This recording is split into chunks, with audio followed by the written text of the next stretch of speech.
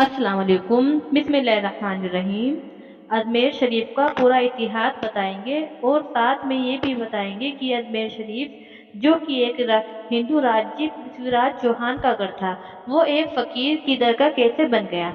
दोस्तों, अजमेर में उस वक्त एक मंदिर हुआ करता था जो अजमेर का सबसे बड़ा मंदिर हुआ करता था, और वो मंदिर सिर्फ राजाओं और रानियों की पूजा के लिए खास हुआ करता था। मंदिर के साथ ही एक तालाब था जिसका नाम अना सागर था। हिंदू उस तालाब के पास को बहुत ही बरकत वाला पवित्र समझते थे, और उनका मानना था कि जो इस तालाब में नहा ले उसके सारे पाप धुल जाते हैं।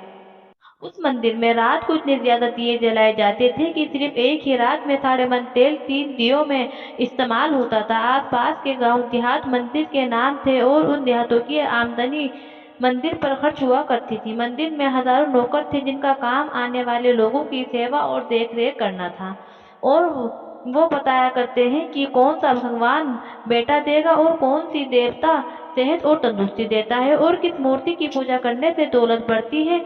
ख्वाजा गरीब नवाज रहमतुल्लाह अली वहां आए और अना सागर की कुछ दूरी पर चटाई बिछाकर अपने मुरीद के साथ बैठ गए। असर का वक्त था, लिहाजा आप ख्वाजा साहब ने हजरत कुतुबुद्दीन रहमतुल्लाहि अलैहि से आजान देने को कहा। कुफर शिर्क से भरे अजमेर में अल्लाह के एक होने और हजरत मोहम्मद सल्लल्लाहु ताला अलैहि वसल्लम के रसूल होने का ये पहला ऐलान था। वहाँ रहने वाले लोग इस्लाम के बारे में कुछ भी नहीं जानते थे, चुनाचे आजान की आवाज सुनकर वो हैरान हुए और अपने घरों से निकलकर सब ख्वाजा गरीब नवाज और उनके मुरीद को देखने लगे, और अना सागर के पास भीड़ लग गई। ख्वाजा गरीब नवाज और उनके मुरीद ने अना सागर के पानी से वजू किया और नमाज पढ़ना शुरू कर दिया। सब हिंदू हैरान रह गए। वो सोच रहे थे कि सब भगवान तो मंदिर के अंदर हैं, तो ये लोग खड़े होकर कौन से भगवान के आगे झुक रहे हैं। शाम हुई तो राजा के ऊंट जो दिन में चढ़ने के लिए गए थे अपने चरवाहों के साथ वापस आने लगे। इत्तेफाक की बात थी कि जहाँ हजरत ख्वाजा गरीब नवाज बैठे थे वो जगह राजा के ऊँटों के बैठने की जगह थी। चरवाहों ने बाबा साहब से कहा कि यो बाबा साहब, यहाँ से उठिए क्योंकि ये जगह राजा के ऊँटों के बैठने की है। ख्वाजा मोइनुद्दीन साहब ने फरमाया, इतना मैदान खाली पड़ा है, ऊँट तो कहीं भी बैठ जाएंगे, क्यों बेवजह हमें तंग करते हो। वो लोग नहीं माने और मुसल्ला उठाकर इधर उधर करने लगे और ख्वाजा साहब से बदतमीजी करने लगे, और उन लोगों ने आखिरकार बहुत बदतमीजी से कहा कि ये राजा के ऊँटों की बैठने की जगह है और इधर राजा के ऊँट ही बैठेंगे, तुम लोग कहीं और अपना मुसल्ला बिछा लो। आखिरकार आप ख्वाजा साहिब ने उठते हुए हजरत कुतुबुद्दीन से फरमाया, उठो कुतुबुद्दीन, ये कह रहे हैं कि यहाँ ऊँटों के बैठने की जगह है, तो चलो मैं कहता हूँ अब यहाँ सिर्फ ऊँट ही बैठेंगे। ये कहकर आप ख्वाजा साहब अपने साथियों समेत वहाँ से उठ कर गए, और अगली सुबह जब ऊँटों के चराने के लिए ले जाने का वक्त आया और चरवाहों ने ऊँटों को उठाना चाहा तो उन्हें पता चला कि ऊँट उठ ही नहीं पा रहे हैं। उन्होंने ऊँटों को मार मार कर जबरदस्ती उठाना चाहा, लेकिन वो बैठे ही रहे। चरवाहे परेशान हो गए कि जो ऊँट उनके एक इशारे में उठ खड़े होते थे आज क्यों नहीं उठ रहे हैं। आखिरकार उन्हें याद आया कि कल उस बाबा ने कहा था कि चलो अब मैं यहाँ ऊँट ही बैठे रहेंगे। लोग जमा होने शुरू हो गए। कोई कह रहा था कि फकीर कोई बड़ा जादूगर है, किसी का मानना था कि वो कोई भगवान का नया अवतार है। बात राजा पृथ्वीराज चौहान तक जा पहुंची कि एक मुसाफिर फकीर ने राजा के ऊँटों पर जादू कर दिया है। राजा ने हजरत ख्वाजा मोइनुद्दीन चिश्ती को खबर भेजी कि तुम कैसे फकीर हो जो बेजुबान को बांध रखा है, ये बेचारे भूखे और प्यासे मर जाएंगे, इसलिए मेहरबानी करके अपना जादू वापस ले लो। ख्वाजा साहब ने फरमाया, हम मुसलमान हैं और मुसलमान बद्दुआ नहीं करते और ना जादू करते हैं। ऊँट जिसके हुक्म से बैठे थे उसी के हुक्म से खड़े हो जाएंगे। अब जो जाकर चरवाहा ने ऊँटों को उठाया तो पहली बार में खड़े हो गए। गैर मुस्लिमों की दिलचस्पी इन मुसाफिरों में बढ़ने लगी। अब 5 वक्त की अजान होती और नमाज अदा की जाती। आखिरकार राजा तक ये बात पहुंच गई और उसको शिकायत की गई कि राजा साहब, जो फकीर आए हुए हैं सब के सब मुसलमान हैं, 5 वक्त अजान देते हैं और हमारे पवित्र तालाब में मुंह हाथ धोकर गंदा करते हैं, हमारे धर्म के खिलाफ बातें भी करते हैं और कहते हैं कि ये मूर्तियां पूजने के लायक नहीं है, ये तो सिर्फ एक पत्थर है, इसलिए इन्हें यहाँ से उठा लिया जाए। राजा पृथ्वीराज चौहान ने फकीरों को खबर भिजवाया कि तुम लोग गोश्त खाते हो, हमारे धर्म के खिलाफ बोलते हो और तो और हमारे पवित्र तालाब को अपने हाथ मुंह धोकर गंदा करते हो, जो हमें कतई बर्दाश्त नहीं कर सकते। इसलिए तुम्हारे लिए अच्छा होगा कि तुम यहाँ से चले जाओ।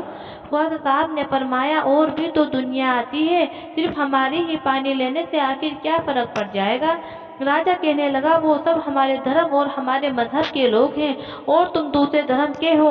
आइंदा तुम लोगों ने तालाब को नापाक किया तो हम तुम लोगों पर सख्त कार्रवाई करेंगे।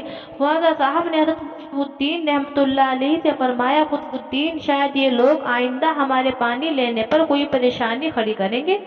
जाओ एक मशक पानी ले आओ। हज़रत ख्वाजा कुतुबुद्दीन बख्तियार बाकी ने फरमाया, चलिए हम अपना प्याला भर लेते हैं। उन लोगों ने उनको प्याला भरने से मना कर दिया, लेकिन फिर बाद में जाकर वो लोग इस शर्त पर मान गए कि तुम्हारे जिस्म पानी से न छुए तो हम ये प्याला तुमको भरने देंगे। हज़रत ख्वाजा कुतुबुद्दीन रहमतुल्लाह तालाब पर जा बैठे और अपने प्याले को पानी में डुबा दिया। तब वो प्याला भर गया तो हज़रत ख्वाजा कुतुबुद्दीन रहमतुल्लाह अलैहि ने वो प्याला ऊपर खींच लिया। लेकिन फिर क्या था, जब वो प्याला पानी से भर आया, अना सागर का सारा पानी सूख गया और अना सागर की तह में सूखी रेत उड़ने लगी। मानो ऐसा मालूम हो रहा था कि अना सागर उस छोटे से प्याले में समा गया। अना सागर को सूखना था कि पूरे अजमेर में कोहराम मच गया। मोहल्ले में चीख पुकार और आहू की आवाज शुरू हो गई।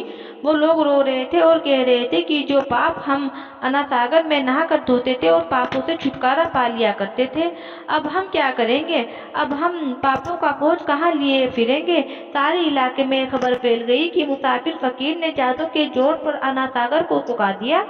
दोस्तों, जानते हैं कि आगे क्या होता है। आगे हुआ ये कि राजा पृथ्वीराज चौहान अना सागर के सूख जाने की वजह से बहुत परेशान हुआ। उसने वजीर को बुलाया, सबसे यही कहा कि फकीर तो कोई जादूगर है या फिर वाकई कोई पहुंचा हुआ फकीर है। साथ ही उनकी परेशानी बढ़ गई कि अजमेर की रौनक तो थी ही थी अना सागर के दम से। इसकी वजह से लोग दूर दूर से अजमेर आते थे और अपना ईमान ताज़ा करके लौट जाया करते थे। अना सागर के सूख जाने से हिंदू धर्म को सख्त धक्का लगा और ये बड़ी शर्मनाक बात थी कि आखिरकार ये क्या हो गया। फकीर से बात की जाए कि आखिर वो फकीर चाहता क्या है। अगर वो कोई ऐसी बात चाहता है जो हमें पसंद आए तो फिर हम उसकी बात मान लेते हैं और उससे माफी मांग लेते हैं। चुनाचे सब मर्द, औरत और बच्चे जाकर फकीर की मन्नत करने लगे कि लोगों को इस परेशानी से छुटकारा दिलाकर मेहरबानी कीजिए, हम सब से जो गलती हुई है उसे माफ कर दो। हम अपने पापों का बोझ लेकर कहाँ जाएंगे और कैसे सुकून पाएंगे, क्योंकि हम लोग उसी तालाब में अपने पापों का बोझ धो लिया करते थे। ये तरीका ज्यादा आसान था, लिहाजा तमाम लोग बाबा साहब रहमतुल्लाहि अलैहि के पास आए और बोले, बाबा तुम भी वजू कर लिया करना, लेकिन भगवान के वास्ते हमारा अना सागर हमें लौटा दो। हज़रत ख्वाजा गरीब नवाज रहमतुल्लाहि अलैहि ने हज़रत कुतुबुद्दीन बख्तियार से फरमाया कि जाओ उसी प्याले को वापस तालाब में डाल आओ। जैसे ही वो प्याला तालाब में डाला गया, अना सागर के नीचे सारा पानी उछल उछल कर अना सागर में आ गया। इस पानी ने कई दिलों को धो डाला। हिंदू कौम के इतिहास की किताबों में भी हिंदू इतिहास के लिखने वाले इस बात को मानते हैं कि उस शाम 32,000 गैर मुस्लिम कलमा पढ़कर मुसलमान हो गए। उन गैर मुस्लिमों के मुसलमान हो जाने से हिंदू पंडितों और आम हिंदुओं पर भी गुस्से का तूफान खड़ा हो गया और वो सोच में पड़ गए कि फकीर अगर कुछ दिन और रहा तो देवी देवताओं का नाम लेने वाला कोई नहीं रहेगा। लिहाजा लोगों ने राजा को मजबूर किया कि जल्द से जल्द कुछ किया जाए।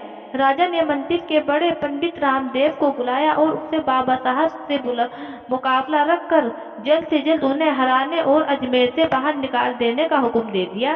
रामदेव अपने वक्त का माना हुआ पंडित था, जिसके इल्म की काबिलियत की दूर दूर तक धूम मची हुई थी। दरअसल पंडित शैतानी और जादुई ताकतों का मालिक था। उसने राजा पृथ्वीराज को यकीन दिलाया कि जल्द ही अच्छी खबर सुनेगा। रामदेव बाबा ख्वाजा साहब रहमतुल्लाहि अलैहि के पास आया और उल्टे सीधे सवालात करना शुरू कर दिया। हज़रत ख्वाजा गरीब नवाज ने फरमाया, खामोशी اختیار ضروری ہے، اس لیے خواجہ صاحب رحمتullah علیہ خاموش رہے۔ جب رامدیو بابا نے حد سے بڑھ کر شور مچانا شروع کر دیا تو حضرت خواجہ غریب نواز نے ان کی طرف آنکھ اٹھائی اور مسکرا کر فرمایا، رامدیو تو شور مچا رہا ہے اور میں تیرے ماتھے پر ایمان کا نور چمکتا ہوا دیکھ رہا ہوں۔ بس اتنا کہنا تھا کہ نہ جانے کیا کرشمہ ہوا، دیکھتے ہی دیکھتے بابا رامدیو قدموں پر گرا اور روتے ہوئے بولا، بابا صاحب جس دھرم کے آپ ہو اس دھرم میں مجھے بھی شامل کر لو۔ سب لوگ جو مقابلہ دیکھنے آئے تھے سب حیران ہوئے، اور بابا رامدیو کو ہرانے آیا تھا خود یہ مسلمان ہو گیا۔ اتہاس کی کتابیں بھری پڑی ہیں کہ حضرت خواجہ غریب نواز وہ اکلوتے بزرگ ہیں جنہوں نے 90 لاکھ غیر مسلموں کو مسلمان کیا۔ صدیاں بیت گئی لیکن آج بھی خواجہ غریب نواز کا ڈنکا ویسے ہی بج رہا ہے۔ سبحان اللہ۔ دوستو ویڈیو اچھی لگی تو لائک اور سبسکرائب کر دیجیے اور اپنا بہت خیال رکھیں گے۔ اللہ حافظ۔ السلام علیکم۔ ویڈیو اچھے لگے تو ملتے ہیں نیکسٹ ویڈیو کے ساتھ۔